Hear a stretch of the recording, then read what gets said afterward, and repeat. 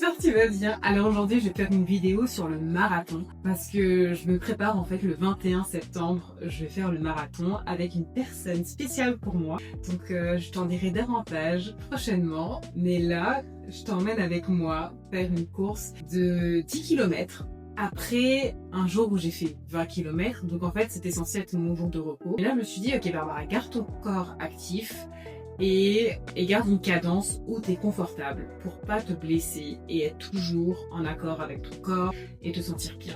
Mais toujours en étant active, donc je vais te montrer ça. J'ai très hâte et voilà, je te laisse suivre mon processus. Et là je te parle pourquoi? Parce que je l'ai fait et j'étais trop fière. Il reste 21 jours avant mon premier marathon. Et je t'avoue que j'ai hâte. J'ai hâte de découvrir en fait de quoi mon corps est capable. Et je t'avoue que j'ai peur aussi parce que c'est la première fois que je vais emmener mon corps à ce niveau-là. Donc c'est 42,2 le marathon. Et le maximum que j'ai fait c'était 21,1.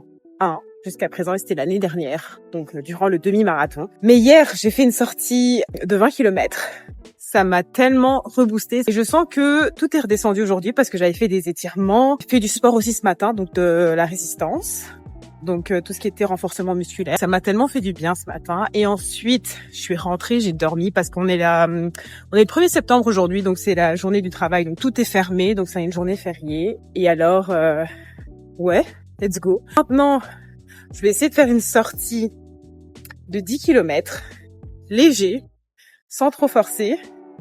Toujours pour dans l'optique d'écouter mon corps et tout ça. Mais c'est une expérience. Je t'avoue que c'est vraiment une expérience. Et j'ai hâte de t'emmener dans ce processus-là. De voir en fait comment ça va se passer. Donc là, c'est vraiment une expérience que j'ai jamais vécue. Et j'espère que tu auras l'occasion aussi de le vivre à ton tour. Tu te dis que mon corps en est capable. Ma tête en est capable.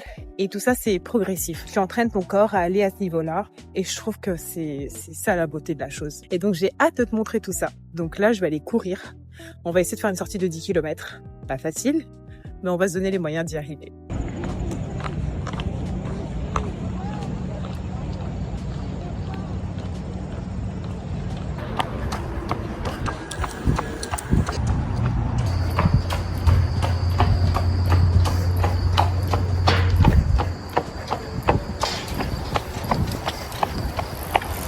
Donc là, je vais à une allure confortable pour ne pas avoir de douleur parce que je sentais qu'à mes genoux, j'avais un inconfort. Donc, je continue.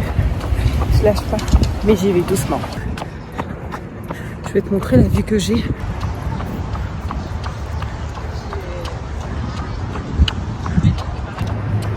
Toujours bien, toujours confortable. Je suis à une allure de 8, mais c'est confortable. C'est bien, je me maintiens active juste après la course des 20 km le lendemain.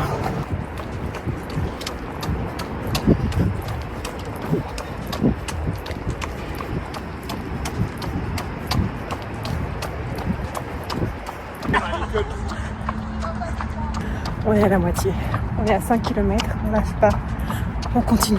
On est à 8 km. On lâche toujours pas. On a un peu augmenté son allure. Et on lâche pas. Non, c'est pas une option. En fait, je remarque que tout est dans la manière dont tu te parles. Tu transmets l'information de ton cerveau, de ton corps. Et en vrai, c'est tellement agréable avec ce coucher du soleil. Courir, ça fait du bien. Dernier kilomètre. Allez Barbara, on lâche pas, ça va aller.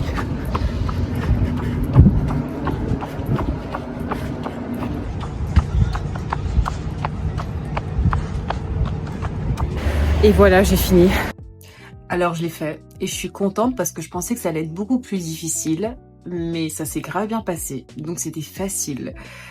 Mon corps a supporté et là je me suis reposée, j'ai fait quelques étirements, puis c'était génial en fait.